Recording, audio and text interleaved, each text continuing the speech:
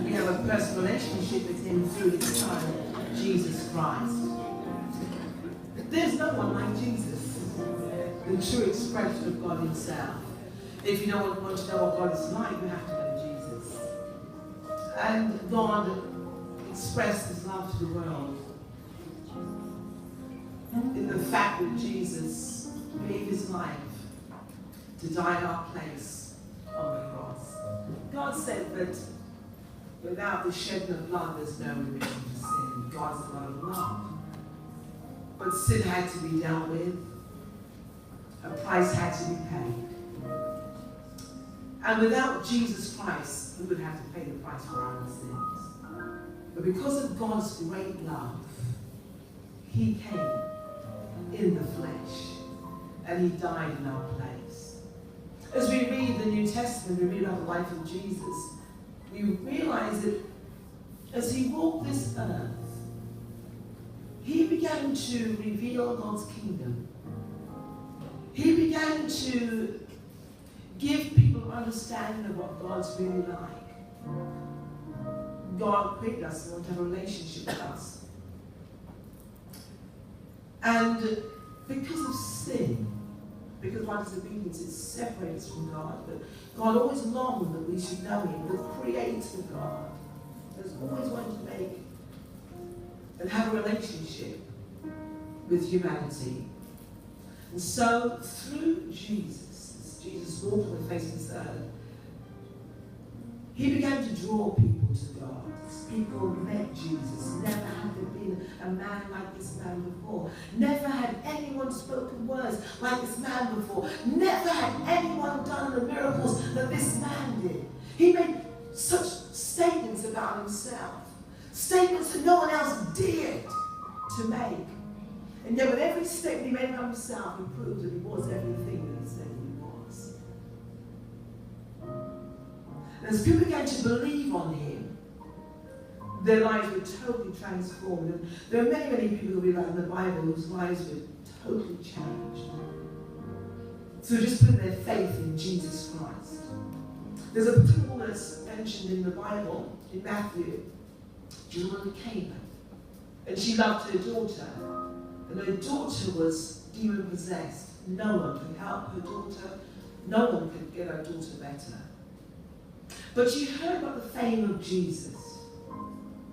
She'd heard about the miracles of Jesus. At that time, he'd come first of all to the house of Israel, and she was a Gentile, a non-Jew. But she realized that this man was doing things no one else could do. People who met him could never be the same again. He was healing the sick, he was raising the dead. And here was her daughter she loved that needed help. And she went to Jesus. And she said, Jesus, Son of David, have mercy on me. My daughter is demon-possessed. Help me. And the Bible says at first Jesus totally ignored her. He didn't say a word to her. But she continued to ask him, help me. Please help me. And his disciples said, oh, send her away. She's bothering you. And Jesus turned to her and said to her, look, I've come for the lost sheep of the house of Israel. And he said to her, it's not right to take the children's bread and give to dogs. Now, she could have taken that as an insult, because it was, in other words, calling her a dog. But she knew that only Jesus could help her. And she put her faith in him.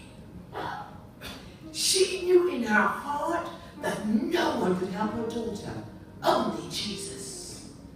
And she said, Jesus, what you said is absolutely true. But I don't need to eat from the bread. She said, Jesus, if you could just give me the crumbs from the bread, it would be understood that in the Jewish tradition, they had little house dogs. And the little house dogs would come under the table and they would take the scraps from the table and give to the dogs. So what she was saying is, Jesus, I know I don't have the right as a non-Jew to sit at the table. But even the little house dogs are able to eat of the scraps that come from the children's table. And I believe if you could just give me a few crumbs from the bread, it would be enough to heal my daughter. And Jesus looked at this woman in absolute amazement. And he said to her, woman, your faith. I have never seen this kind of faith in Israel. So be it unto you according to your faith. Your daughter is healed. And the Bible says, in that moment, her daughter was instantly healed. Now, my way of thinking is, if that woman could get a miracle before her time, if she could get the crumbs off the bread when she wasn't really entitled to it, but just because she made up in her mind, I'm going to believe in the Jewish Messiah, Jesus Christ, the anointed one, because he's the only one that can help me. If she could bring into reality something that was not of her time at that time, how much more you and I?